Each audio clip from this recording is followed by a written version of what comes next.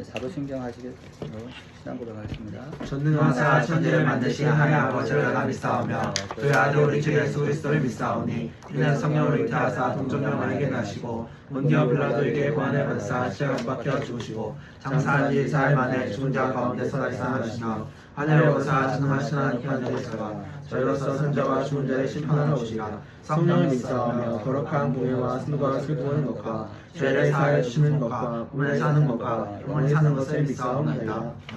찬송가 198편.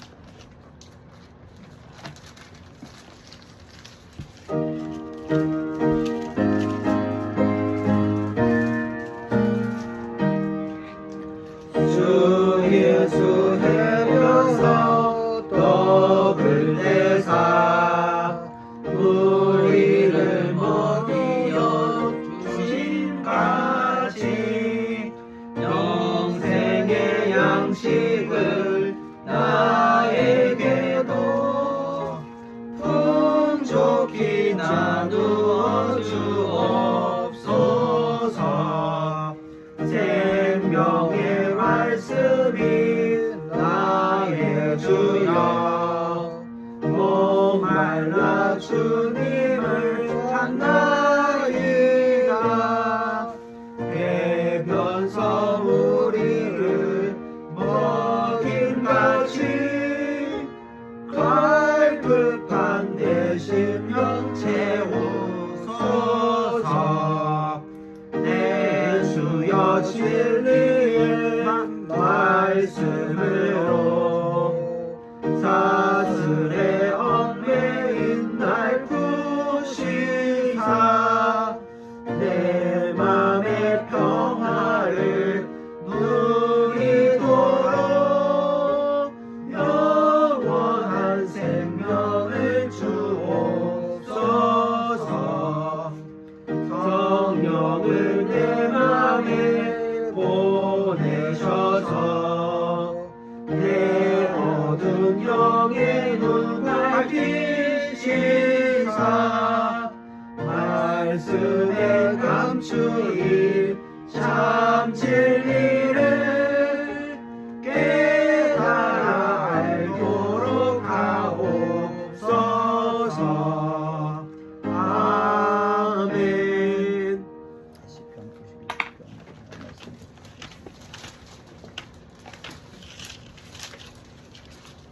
시편 92편입니다.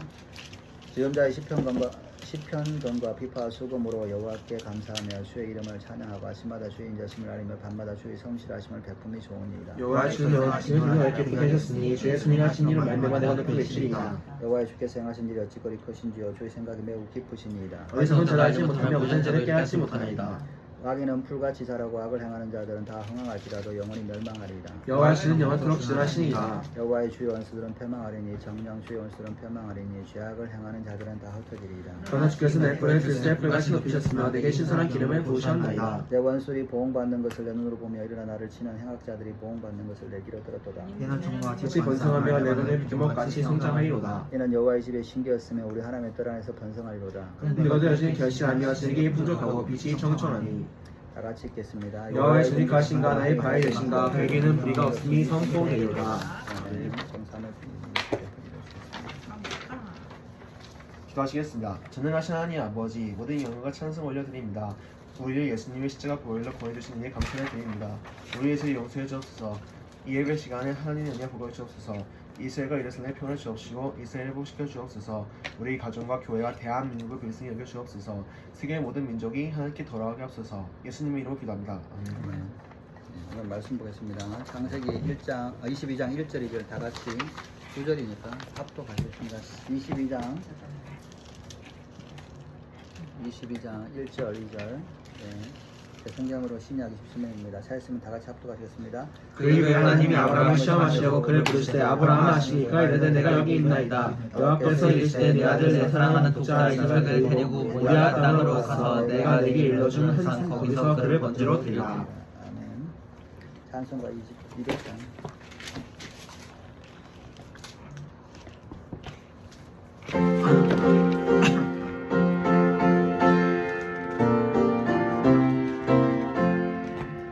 알고 오묘한 그 말씀 생명의 말씀은 귀한 그 말씀 진실로 생명의 말씀이 나의 길과 믿음 밝게 보여주니 아름답고 귀한 말씀 생명샘이로다.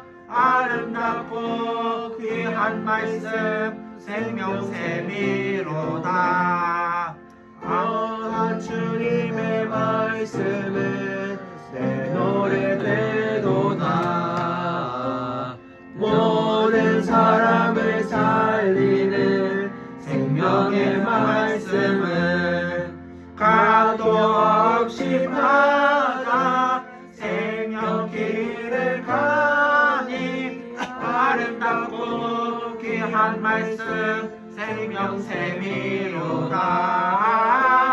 아름답고 귀한 말씀 생명샘이로다. 널리 울리어 퍼지는 생명의 말씀은 마음의 용서와 평안을 골고루 주나니 다만 예수 말씀 듣고 복을 받네.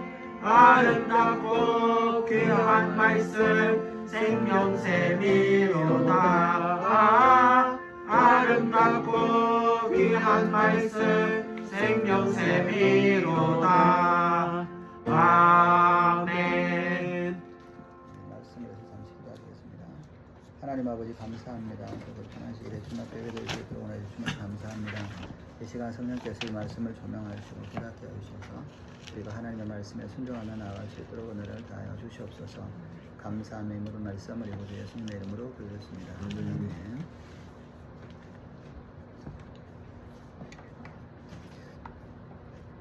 예, 오늘 본문의 말씀을 가지고 이삭의 이야기에서 예수님을 만나자는 제목으로 저와 여러분들이 이 말씀에 나눴으면 좋겠습니다. 그 이후에 하나님이 아브라함을 시험하시려고 그를 부르시되 아브라함 하시니 그가 이르되 내가 여기 있나이다. 아브라함의 믿음의 삶에는 큰 계기가 두 번 있었습니다. 첫 번째 계기는 하나님께서 갈대아 우르에 있던 아브라함을 부르신 사건입니다. 당시 하나님은 아브라함에게 너는 너희 고향과 친척과 아버지의 집을 떠나서 내가 내게 보여줄 땅으로 가라고 말씀하셨습니다. 이 사건은 아브라함의 인생의 분기점이었습니다. 이방 우상을 섬기던 그 집안에서 또 자기의 형제들이 다 있던 그곳에서 떠나서 우상에서 떠나서 하나님만을 섬기게 되는 계기가 된 것이죠. 하나님의 음성을 듣는 것은 우리의 인생의 분기점을 만들어 줍니다. 하나님을 만나는 것은 우리의 인생의 새로운 시작을 가져옵니다. 아브라함은 가족과 함께 갈대아 우르를 떠났습니다. 떠나는 것이 구원의 시작입니다. 떠나지 않으면 구원이 시작되지 않습니다. 믿음은 자기가 살던 정동 고향과 친척을 떠나는 겁니다.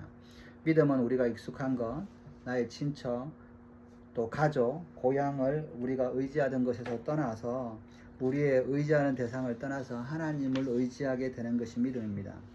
그러나 아브라함의 생애는 그 친척, 가족들을 떠나는 갈대아 우르를 떠난 것이 전부는 아니었습니다. 아브라함 오랜 시간 실수와 갈등을 겪으면서 믿음이 성장했습니다. 믿음이 완성될 무렵에 하나님은 아브라함에게 100세에 이 얻은 아들을 이삭을 하나님께서 달라고 요구하십니다.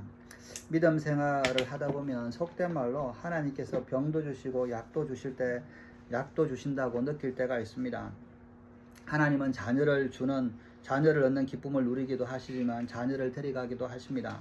하나님은 물질을 주시기도 하지만 물질을 또 가져가기도 하십니다.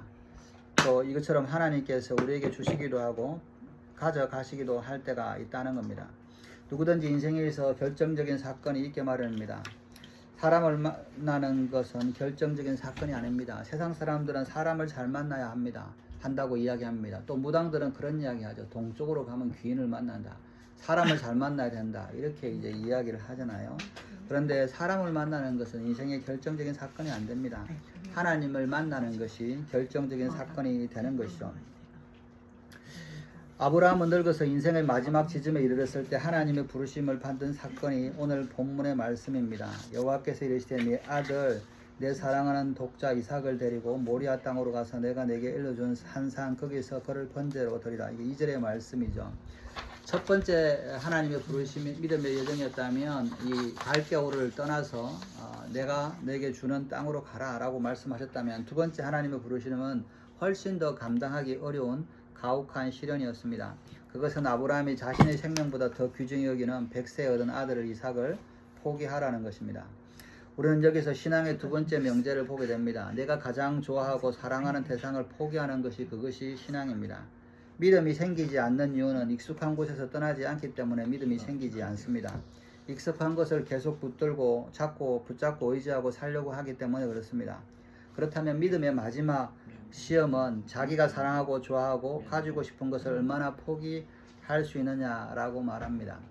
우리 몇 년, 오래 전에 한 20년 됐나요? 이 유명한 이 선교사, 이용규 선교사의 그런 이야기죠. 이분이 뭐 하버드에서 박사학위를 받고 정말 청성장구할 때 갑자기 하나님께서 이 선교지로 몽고로 가서 선교를 모든 걸 내려놓고 가라 그랬을 때, 이제 하나님께서 이렇게 뭐 공부를 잘하게 해서 이걸 써먹게 하는 게 아니라 그냥 이 아무것도 없는 몽고의 선교지에 가서 복음을 전하는 것이 이게 뭐지 그렇게 생각하고 이제 그 말씀에 순종하고 떠났다고 그러잖아요. 그래서 몽고에서 이제 사역 몽고지. 영어로는 몽골. 그래서 이제 선교를 한참 하고 있고 나서 그분이 뭐냐면 쓴 책이 되게 유명한 겁니다. 믿음을 떠나서 하나님의 말씀에 순종해서 선교사로 온 것보다 더 중요한 것은 내려놓는 거다. 내 모든 것들을 내려놓는 것이 정말 믿음이더라. 이렇게 이제 시험이잖아. 그러고 나서 좀 얼마 있다가 또 다른 책을 냈죠. 그 책 이름이 더 이제 유명해졌는데 더 내려놓아라. 그죠? 그러니까 첫 번째 책은 내려놓고 그 다음 책은 더 내려놓아라. 이게 그처럼 마지막 시험은 자기가 사랑하고 좋아하고 자기가 가지고 싶은 것을 얼마만큼 포기할 수 있느냐 하는 겁니다. 그 이후에 하나님이 아브라함을 시험하려고 그를 부르시되 아브라함 하시니 그가 이르시되 내가 여기 있나이다. 하나님은 아브라함을 믿음의 조상으로 만드시기 위해서 오랫동안 훈련시켰습니다. 아브라함은 본래 믿음이 있는 사람이 아니었습니다. 아브라함의 믿음이 있어서 하나님이 그를 택하신 것이 아니라 하나님의 믿음 때문에 아브라함이 선택을 받은 것이죠. 우리가 사랑스럽고 구원받을 만한 가치가 있어서 하나님이 우리를 택하신 것이 아닙니다. 하나님이 우리를 사랑하셔서 하나님의 사랑이 우리를 택하신 것입니다. 우리가 자식이 똑똑해서 부모가 사랑하는 것이 아니라 부모가 그 자식을 사랑하기 때문에 조건 없이 베푸는 것이죠. 똑똑한 자식만 키우고 사랑한다 그러면 자식들이 남아있는 자식이 아무도 없겠죠. 다 쫓아내야 되고 아무도 없는 것이잖아요. 근데 부모는 자식을 사랑하기 때문에 돌보는 것이죠. 아브라함은 세상의 사람이었습니다. 그러나 하나님은 아브라함을 하나님의 수준으로 이끌어들이기 위해서 한꺼번에 그 사람을 이끌어 오시지 않고 조금씩 성장시켰습니다. 그래서 시간이 많이 걸렸습니다. 아브라함이 이 믿음을 결정하기까지 또 이렇게 자식을 부를 때까지는 100세 얻은 아들이 좀 이제 같이 걸어가기고 또 이렇게 짐을 멜 정도 되면 최소한 뭐 열 몇 살 또 20살 좀 될 때까지 되면 그렇게 따지면 한 30년 이상 이렇게 신앙이 지나온 거죠. 10살까지 되었다면 35년, 뭐 13살 이상 되었다고 생각하면 아이를 하는 거니까, 아들이라고 그랬으니까, 한 40년의 세월이 흐른 것이죠. 하나님 우리의 수준에 맞게 다루십니다. 갑자기 하나님의 수준에 이끌고 간다면 우리는 정신이 이상해지거나 포기하거나 도망갈 겁니다.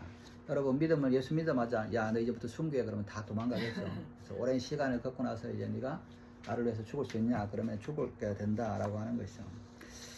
그러므로 내가 답답한 것이 아니라 하나님이 참 우리를 볼 때마다 답답합니다. 그죠? 하나님은 아브라함을 계속 연단시켰었습니다. 아브라함은 실수도 하고 갈등도 겪고 절망도 하고 좌절도 하면서 하나님을 조금씩 따라갔습니다. 드디어 아브라함이 이삭을 낳았습니다. 아브라함은 이방인으로 타국에서 살았습니다. 인생은 원래 남의 나라에 사는 사람입니다. 세상은 사탄이 지배하는 세상입니다. 우리의 영원한 고향은 하늘나라이죠. 우리는 잠깐 남의 나라에 살기 때문에 그래서 고독하고 외롭고 힘들고 허무하고 병이 듭니다. 여러분, 사람들이 그런 이야기 하더라고요. 인생을 사는 게 너무 외롭고 고독고 힘들다. 왜냐하면 그런데 그것은 당연합니다. 우리 고향이 아니기 때문에 그렇죠. 하늘나라에 가면 그런 일이 없을 겁니다. 사람들이 나이가 들면 자식도 떠나가고 외로워요. 그래서 뭐냐면 사람들이 반려견이나 이런 반려동물들을 이렇게 키웁니다. 근데 사람들이 참 모르는 게 있어요. 동물들을 나이가 들면서 뭐 위로가 된다고 키우지만 참 그 동물들이 이렇게 위험할 수가 있어요. 그죠? 왜냐하면 나이 들어서 혼자 죽잖아요. 그러면 그 반려견이 그 주인을 잡아먹습니다.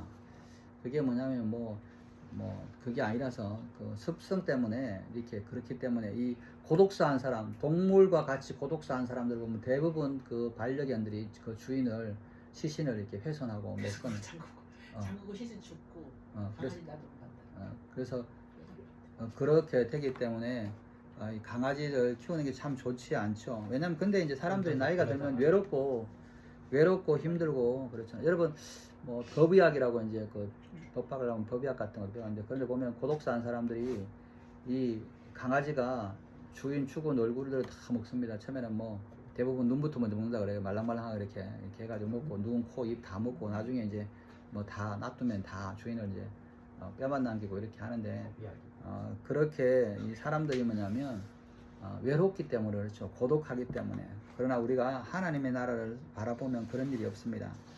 많은 세월이 흘러서 아브라함의 믿음도 완숙한 단계가 되었습니다. 믿음의 완숙은 실패를 통해서 이루어집니다.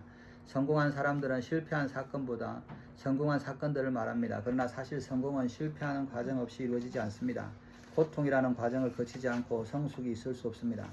아브라함도 마찬가지입니다. 아브라함은 이 믿음도 오랜 시간이 걸렸죠. 하나님은 오랜 시간은 아브라함의 믿음이 성장하기를 기다렸습니다. 참고 기다리신 것이죠. 아브라함을 위해서 끝까지 기다리셨습니다. 아브라함은 점점 성숙한 믿음의 사람이 되어 갔습니다. 성숙이라고 하는 것은 뭐냐? 어떤 일을 당해도 흔들리지 않는 믿음이 성숙한 것입니다. 여러분 하나님이 주셔서 뭘 얻을 때뿐만 아니라 또 내 것이 나갈 때 빼앗길 때도 흔들리지 않는 것, 내가 건강할 때뿐만 아니라 병들었을 때도 흔들리지 않는 것, 내가 살 때만 아니라 죽을 때도 평안한 것, 이것이 성숙한 믿음입니다. 부도가 나고 사랑하는 자식이 죽어가도 흔들리지 않는 것, 이게 참 믿음이죠. 우리가 그런 믿음에 이르기를 간절히 바랍니다. 하나님은 아브라함의 믿음이 성숙의 단계까지 왔다고 생각했을 때 다시 나타나셨습니다. 창세기 21장 1절에 보면 하나님은 아브라함에게 무엇을 주시기 위해서 오신 것이 아니라 빼앗기 위해서 오셨습니다. 그전에는 아브라함에게 아들을 주기 위해서 왔잖아요. 그래서 모든 것을 다 주셨기 때문에 이제는 빼앗아 보는 겁니다. 하나님은 아브라함을 시험하려고 오셨다라고 이야기합니다. 시험은 아주 중요합니다. 아이들이 제일 싫어하는 것은, 학생들이 제일 싫어하는 것은 시험입니다. 그러나 학생들이 어느 수준에 오르려면 시험을 해야 돼요. 시험을 치지 않으면 공부를 안 하거든요. 집중해서 외워가지고 시험을 치는 거죠. 숙제도 있어야, 또 시험이 있어야 성장을 하는 겁니다. 시험이 없으면 성장을 안 해요. 그리고 뭐냐면 열심히 해서 내가 외우고 나면 시험 지면 다 까먹는데 그래도 그러고 나면 성장을 하고 있는 거죠. 이것이 시험에 중요한 겁니다. 그래서 시험이 꼭 있는 거죠. 오늘날 보면 시험이 없는 학교를 만들려고 그런 게 많아요. 다 같이 누구를 평가하고 그런 건 너무 싫으니까 그냥 다 같이 하자. 학교마다 요즘에 희한해가지고 시험을 안 쳐요. 그죠? 그러면 안 된다는 거예요. 시험을 여러분들도 시험 치는 것을 두려워하지 마시기 바랍니다. 성장한다라고. 그죠? 그렇게 해야 된다는 겁니다. 그리고 그 다음 단계에 그래서 올라갈 수 있다는 겁니다. 시험을 봐야 자신의 약점과 부족한 점을 점검해서 알 수 있고 보완할 수 있습니다. 그래서 시험은 나쁜 것이 아닙니다. 사무엘이 지금 자격증 시험을 여러 번 치는데 낙심하지 말고 이렇게 가시기 바랍니다. 성장한다고 생각하시고. 그죠? 하나님은 우리의 믿음을 시험하셔서 우리의 믿음이 약하고 잘못된 부분을 보완해 주십니다. 하나님은 아브라함을 이제 다 키웠다고 생각하시고 시험을 보시는 겁니다. 시험을 받을 때 너무 힘들다는 생각이 듭니다. 그러나 그 시험을 통과해야만이 하나님이 원하시는 믿음의 수준까지 갈 수 있습니다. 여러분 시험을 통과하지 않으면 계속 시험을 봐요. 사무엘이 시험을 통과하지 못하면 계속 시험을 봐야 되는 거예요. 그죠? 그게 쉬울 때 계속 통과해야 열심히 해가지고 그리고 뭐냐면 틀렸으면 그 다음에 뭐냐면 다시 틀리지 않고 해가지고 그걸 빨리 해야 돼요. 그게 이제 시험에 중요한 겁니다. 시험이라는 말은 세 가지 단어의 말이 있습니다. 영어로는 이제 세 가지 3T라 그래요. 3T라 그러는데 우리가 첫 번째는 뭐냐면 한국말로 시험이지만 영어로는 이 유혹에 해당하는 temptation으로 시작하는 temptation이 있습니다. 이것도 이 temptation으로 부르는 시험이 있는데 이것은 하나님이 주시는 것이 아닙니다. 야고보서 1장 13절에 사람이 시험 받을 때 내가 하나님에게 시험을 받는다 하지 말지니 라고 말합니다. 여기서 시험은 temptation입니다. 너희가 유혹 받을 때 하나님이 나를 유혹한다 이렇게 한다는 거죠. 유혹이라는 말은 올바른 것을 떠나서 잘못된 길로 가는 거잖아요. 제 길로 가잖아요. 이것은 하나님이 원하시는 게 아닙니다. 마귀가 유혹을 하죠. 하나님은 시험 받지도 않고 하나님은 유혹 당하지도 않고 유혹하지도 않는다. 그죠? 근데 많은 사람들이 자격을 점검하는 시험인 테스트하고 이 유혹을 의미하는 이 템프테이션하고를 구별하지 못하기 때문에 하나님을 원망합니다. 지가 유혹에 빠져갖고 죄를 지었으면서 뭐냐면 하나님이 나를 이렇게 어렵게 한다 이렇게 원망하는 거죠. 그렇지 않습니다. 하나님은 우리를 유혹하지 않습니다. 다만 사단이 우리를 유혹할 뿐입니다. 두 번째 시험에 해당하는 것은 시련입니다. 트라이얼이라고 그러는데요. 야고보서 1장 12절에 뭐냐면 시험을 찾는 자는 복이 있나니, 여기서 시험은 뭐냐면 테스트나 템프테이션이 아니라 트라이얼, 시련이라는 뜻이죠. 이는 시련을 견디어낸 자가 주께서 자기를 사랑하는 자들에게 약속하신 생명의 면류관을 얻을 것이기 때문이라고 말합니다.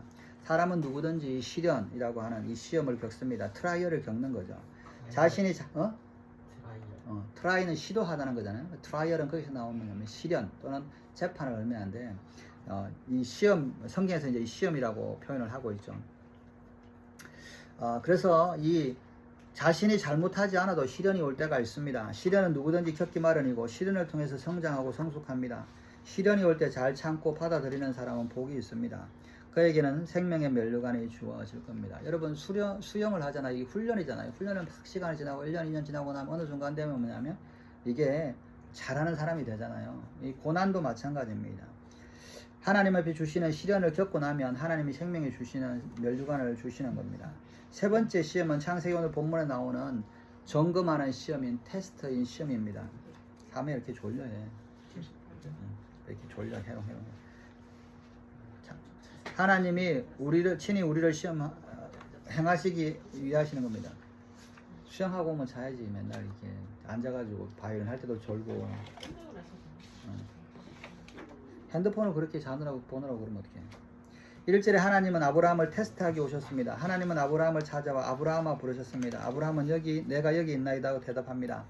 우리가 여기서 자세히 살펴볼 것은 지난날 아브라함의 대답과 많은 차이가 있다는 겁니다. 하나님은 전에도 수없이 아브라함을 부르셨고 그에게 말씀하셨습니다. 아브라함은 그때마다 순종했습니다. 그러나 지금 아브라함의 대답은 좀 다릅니다. 아브라함이 내가 여기 있나이다 라고 대답한 것은 하나님이 어떤 명령을 내리실지라도 응답할 준비가 되어 있습니다 라는 뜻입니다. 그전에는 하나님의 말씀을 하면 이것은 지키기가 좀 어렵고 이것은 좀 이상하지 않냐 이런 반응을 보였어요. 이삭을 낳게 할다 그러면 내 나이가 100살인데 무슨 이삭을 낳겠습니까? 이런 식으로 반응을 하는 거죠. 근데 여기 보면 이 아브라함은 내가 여기 있나이다 라고 말합니다. 그죠? 사람들은 가장 쉬운 네 가지 말을 못한다 그래요. 고마울 때 감사합니다 라고 하는 말을 못하고 미안할 때 미안합니다 라고 말을 못한다는 겁니다. 예라고 대답해야 할 때 예라고 하지 못하고 틀린 것을 볼 때마다 아니라고 아닙니다 라고 말하지 못한다라고 하는 겁니다. 그런데 신앙생활 하다가 참 어려운 게 뭐냐면 하나님이 말씀하셨을 때 사무엘아 부를 때 네 제가 여기 있습니다 라고 대답을 하지 못한다는 겁니다. 사무엘을 부를 때도 사무엘이 하나님 부를 때 어떻게 대답할지 몰랐죠. 그럴 때마다 하나님 제가 여기 있습니다 라고 하는 겁니다. 제가 여기 있습니다 라는 말은 주님이 무슨 말씀을 하시든지 제가 응답할 준비가 되어 있습니다 라고 말하는 겁니다. 상황이 어떻고? 그렇지. 수아야 부르면 네 제가 여기 있습니다 이렇게 합니다. 아브라함을 부르시고 믿음을 점검하는 하나님의 시험은 그에겐 너무나 그렇게 가혹한 것입니다. 그 시험은 뭐냐? 아들을 번제로 드리는 겁니다. 아브라함아 부를 때 Here I am 이렇게 하잖아요. 그죠? 그 시험은 아들을 번제로 드리는 겁니다. 사람들은 자신을 세워주는 믿음에 관심이 있습니다. 여러분 믿음은 뭘 갖겠다 얻겠다라는 의미인 것이죠. 그래서 사람들은 이제 믿음을 얻겠다. 믿음이라는 말은 나는 뭘 얻어야지. 나 믿음으로 뭘 상급을 받아야지 이런 생각을 합니다. 사람들은 모든 것을 갖는 데 관심이 많습니다. 믿어서 부자가 되고 믿어서 돈을 많이 벌고 믿어서 권력을 얻고 믿어서 명예를 얻고 이렇게 이야기합니다. 그래서 그런 것들을 위해서 믿음이 필요하다고 생각합니다. 그런데 하나님은 아브라함에게 원하시는 것을 무엇을 주겠다라고 하는 것이 아니라 내게서 무엇을 빼앗겠다라고 말씀하십니다. 내가 내게 100세의 아들을 주겠다라고 하면 얼마나 기분이 좋겠습니까? 좋았죠. 그런데 하나님께서 네가 100세에 얻은 그 아들의 생명을 내가 가져가겠다라고 하면 사람들은 얼굴이 붉은 갈색으로 흑빛으로 변하고 머뭇거릴 것입니다. 여기서 우리는 믿음의 중요한 정의를 발견합니다. 아들을 얻는 것처럼 처음 믿음은 구원을 얻습니다. 여러분 처음 믿음은요 아들 얻는 것처럼 구원을 얻는 거잖아요. 그러나 믿음의 마지막 단계는 받은 것을 빼앗아 갑니다. 아들을 빼앗아가고 내 생명을 빼앗아가는 겁니다. 믿음이라고 하는 것은 나를 포기하고 하나님을 바라보는 겁니다. 하나님을 100% 신뢰할 수 있다면 우리의 믿음은 100% 믿음입니다. 만일 50% 신뢰한다면 50% 믿음밖에 안 되는 것이죠. 우리가 무엇을 의지하는가가 우리의 믿음을 결정합니다. 믿음은 하나님이 무엇을 얼마나 주시는가가 아니라 자신을 얼마나 포기하느냐에 달려 있습니다. 그래서 아까 말씀드린 이용규 선교사가 내려놓음이라고 하죠. 학벌도 내려놓고 명예도 내려놓고 또 내려놓고 또 내려놓고 더 내려놓고 이게 믿음이 믿음이라고 하는 것이죠.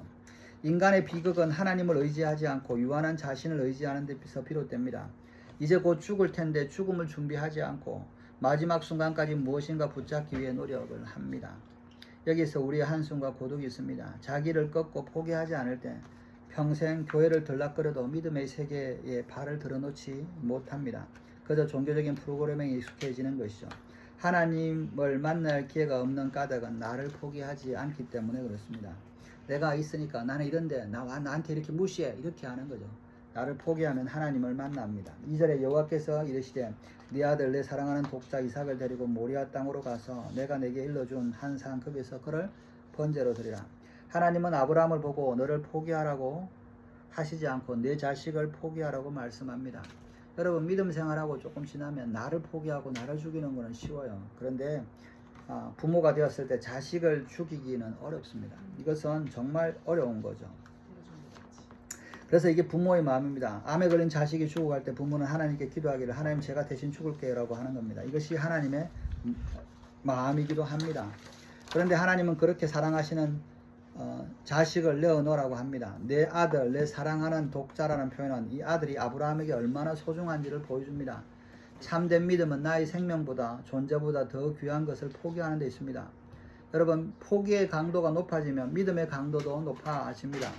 목사가 되는데 목회를 포기하고 또 약속을 받았는데 약속을 포기하는 거. 제가 이제 제일 믿음에 고민이 될 때가 언제냐면 운중동을 떠날 때였습니다. 여러분 교회가 운중원원교회 되잖아요. 운중동에 교회를 이렇게 개척을 하고 있는데 운중동을 떠나는 이게 정말 이게 하나님을 믿기가 힘들더라고. 이게 정말 하나님의 말씀인가? 왜 하나님은 이렇게 하셨나? 내가 이게 목회를 그만둬야 되나 생각을 하다가 그때 깨달은 게 있습니다. 하나님은 거의 주신 약속도 포기할 수 있어야 되는 겁니다. 하나님의 운중동을 떠나는데 하나님께서 운중동에 교회를 세우실 것이라고 하는 약속을 어떻게 지킬 수 있겠습니까? 사람은 못 믿죠. 그러나 하나님을 신뢰하게 되니까 야 하나님은 내하고 약속한 것도 포기하라고 그러는 거라. 그러나 내가 포기하고 나면 이루어질지 않을 것 같아도 이것을 이루어 주시는 거라. 이삭에게 약속을 하셨어요. 이삭에게 통해서 많은 민족을 만들겠다라고 했는데 이삭을 죽이면 어떻게 돼요? 약속이 끝나잖아요. 그런데 하나님은 말씀을 의지하니까 이 포기할 수 있는 거죠. 포기에는 강도, 아들까지 사랑하는 아들까지 포기하면 얼마나 더 믿음이 견고하겠습니까? 그런데 포기가 없으면 장로가 되고 집사가 되고 아무리 교회 오래 다녔어도 소용이 없습니다. 왜 사람들은 자신을 의지하고 살아갑니까? 유한하고 죽을 수밖에 없는 자신을 의지하는 이유는 단 한 가지입니다. 하나님을 의지하지 않기 때문에 그렇습니다. 하나님을 의지하지 못하는 이유는 다른 말로 이야기하면 나 자신을 너무 의지하기 때문에 그렇습니다. 사람들은 이력서 쓰기를 좋아합니다. 수많은 훈장을 갖고 싶어 합니다. 그것은 자신을 표현하는 것이라고 생각하기 때문에 그렇습니다. 하나님은 내가 아니라 내 아들을 달라고 집요하게 요구하십니다. 아들을 번제로 달라고 말씀하십니다. 여러분 그저 죽이거나 내보라는 말이 아닙니다. 이스마엘을 그냥 내보라는 정도가 아닙니다. 번제를 드리라는 겁니다. 번제라는 말은 뭐예요? 이 사람을 뭐예요? 번제를 제일 먼저 어떻게 됩니까? 태어나죠. 목을 잘라요. 목에 이렇게 경동맥을 잘라서 피를 다 거꾸로 해서 쏟습니다. 그리고 나서 뭐냐면 심장을 꺼내고 배를 갈라가지고 다 조각을 내요. 그죠? 다 조각을 내서 오물 다 뺐고? 오물 다 빼고? 오물. 그렇죠. 똥이랑 이런 거 다 내장을 다 빼내고 그걸 다 태우는 겁니다. 그죠? 자식을 잡아서 목을 따가지고 피를 다 하고 목을 자르고 다 해가지고 불에 태우는 거예요. 완전히 태우는 겁니다. 여러분 이게 가능하겠습니까? 정말 어렵죠. 그냥 내보내라. 이스마엘처럼 이스마엘을 내보내는 것도 아브라함이 힘들어 했잖아요. 내보내라. 그 정도가 아니라 그냥 잊어버려라. 또는 우연히 죽는 거 사고 때문에 죽는 게 아니라 아버지가 직접 죽이는 거예요. 수아의 채수라고 하라. 졸립지? 번제란 말은 대속의 의미가 있습니다. 대속이란 말은 대신 죽는 거야. 번제의 제물이란 다른 사람의 죽음을 대신하는 제물이라고 있습니다. 너를 대신해서 네 아들을 달라라고 하는 말은 네가 죽는 거는 알겠는데 네 아들을 죽여라 라고 하는 겁니다. 너를 위해서 네 아들을 죽여라 라고 하는 것이죠. 여러분, 우리가 제일 알기 쉬운 이야기 중에 우리나라도 그런 거 있잖아요. 심청정이 있잖아요. 심청이가 아버지, 맹인인 아버지를 위해서 자신의 몸을 던져서 인당수에 빠져 죽습니다. 아버지의 눈을 위해서 자신의 몸을 버린 것이죠. 이 사람 번제라고 하는 것은 재물을 의미합니다. 재물이 없으면 아무 소용이 없는 거죠.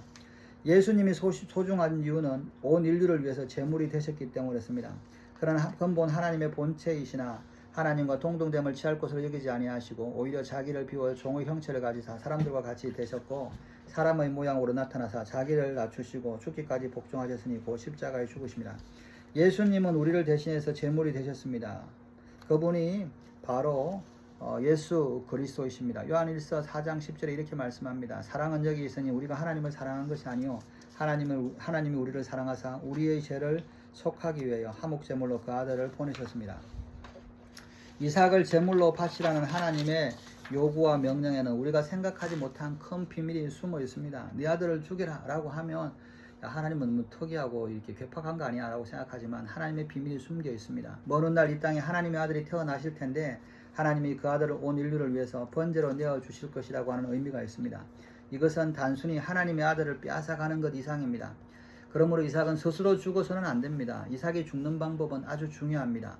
스스로 죽거나 누가 죽이거나 길 가다가 사고로 죽으면 안 됩니다. 번제로 드려야 되는 겁니다. 대신 죽어야 하는 것이죠.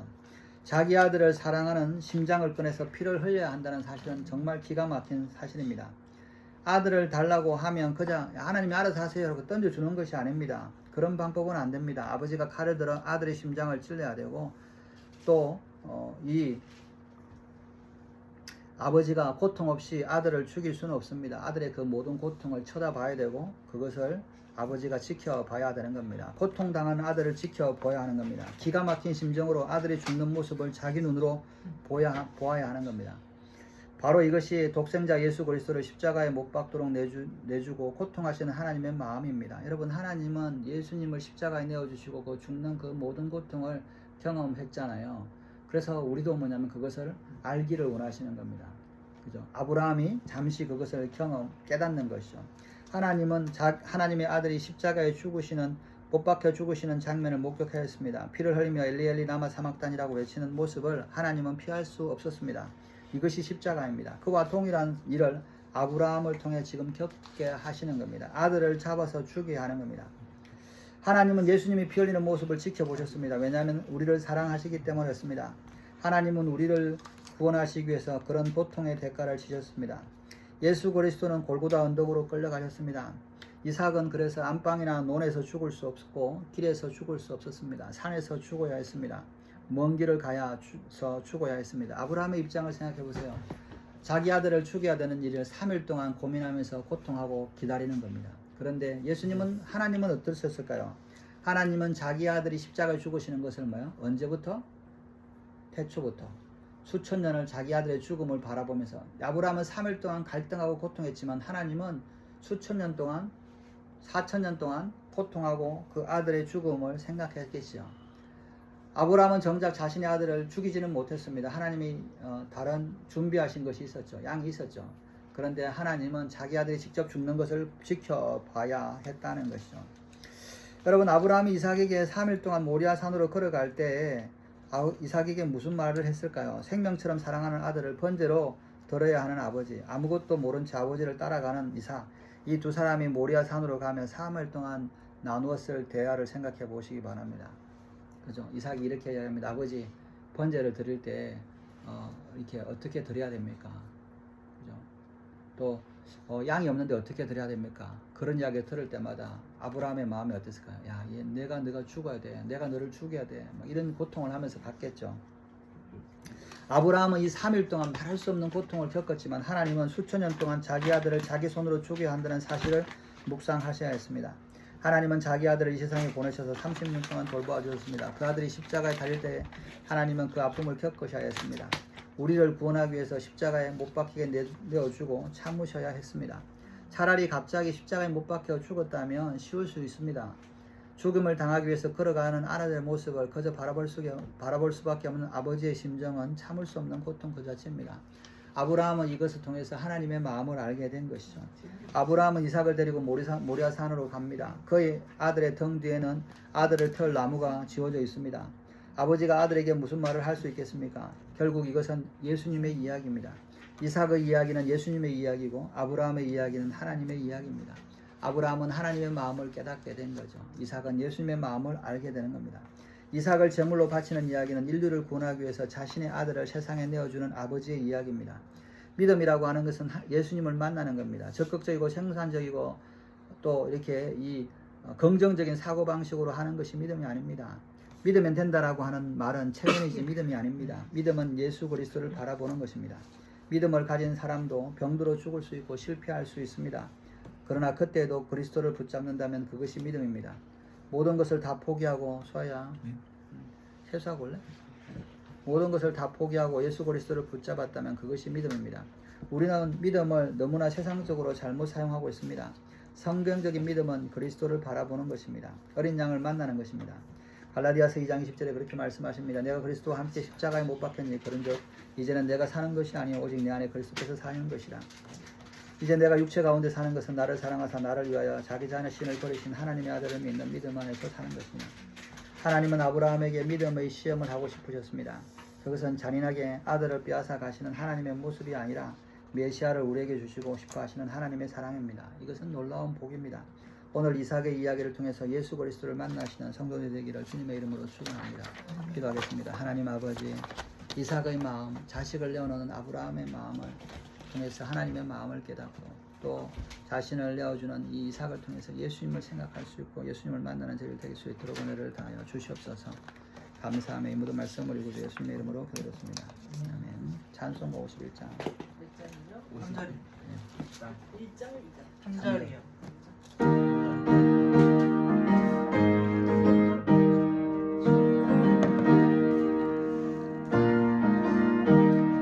내가 받은 모든 것은 하나님의 선물이니 마음과 뜻 다하여서 겸손하게 드립니다. 주님 기뻐 받으시니 바치는 나 즐겁도다. 복의 근원 하나님께 영원토록 감사하리. 아멘. 기도했습니다. 정병구 양명 주정되었습니다. 정수와 삼면 또 단위 주정되었습니다. 정병구 정수와 11점을 드렸습니다. 기도하겠습니다. 하나님 아버지 정병구 양명을 한테 주정되었습니다. 이 가정을 축복하시고 주님 오시는 날같이 예배가 멈춰지지 않는 가정이 되게 하시고 자녀들을 축복하여서 하나도 식족되지 않도록 은혜를 다하여 주시옵소서. 이 가정 자녀들의 가정과 생활과 또 아버지와 자손들을 축복하여 주시옵소서. 정수 하나님 앞에 주정되었습니다. 하나님 직장 생활하는 가운데 있습니다. 피곤치 않게 하시고 잘 감당하게 하시고 또 스스로 생업에 아버지와 생업에 풍성하게 하셔서 마음껏 선거 베풀 수 있도록 은혜를 베하시고 또 믿음의 가정을 세우셔서 또 아버지와 이 가정을 세워갈 수 있도록 은혜를 허락하여 주시옵소서. 하나님 정사함을 주장금 드렸습니다. 방학입니다. 이거 잘 감당하게 하시고 또 드레스티아스 잘 마치게 해주셔서 감사합니다. 하나님 거기서 받은 은혜를 또 잘 경험하고 믿음 안에서 성장하게 하시고 또 이렇게 여름 방학 동안에 잘 관리해서 또 이 생활할 수 있도록 허락하시고 또 이렇게 정기기능사 시험을 준비합니다. 이것을 통해서 이 시련을 통해서 하나님의 준비하신 이 길들을 잘 분별할 수 있도록 은혜를 다해 주시옵소서. 하나님 정부와 주정원들 있습니다. 하나님 중부와 기말고사를 잘 마치게 해주셔서 감사합니다. 하나님 또한 이렇게 열심히 한 것만큼 또 성적을 얻을 수 있게 해주셔서 감사합니다. 아버지 더욱더 열심히 하고 또 잘 감당할 수 있도록 지혜 주셔서 또 이 길도 인도하여 주시옵소서. 하나님 정다니엘 하나님 주정금 드렸습니다. 정다니엘 또 기말고사 잘 볼 수 있게 해주셔서 감사합니다. 아버지와 시험 볼 때마다 실수하지 않도록 붙들으시고 마음을 아버지 잘 다스려서 또 이렇게 잘 분별할 수 있도록 은혜를 다하여 주시옵소서. 또 이렇게 마지막 학기를 이제 방학을 앞두고 있습니다. 잘 이 시간들을 정리할 수 있도록 허락하여 주시옵소서. 11제물 드린 손 드렸습니다. 물질 주신 것 고백하면 11제물 드립니다. 이 땅에서는 동안에 하나님께서 약속하신 11제의 복을 받게 하시고 불신이나 건강이나 모든 것이 부족하지 않도록 은혜를 다하여 주시옵소서. 감사하며 이 모든 말씀을 우리 예수님의 이름으로 기도했습니다. 아멘. 주기도문 송하겠습니다. 하늘에 계신 아버지 이름 거룩하시며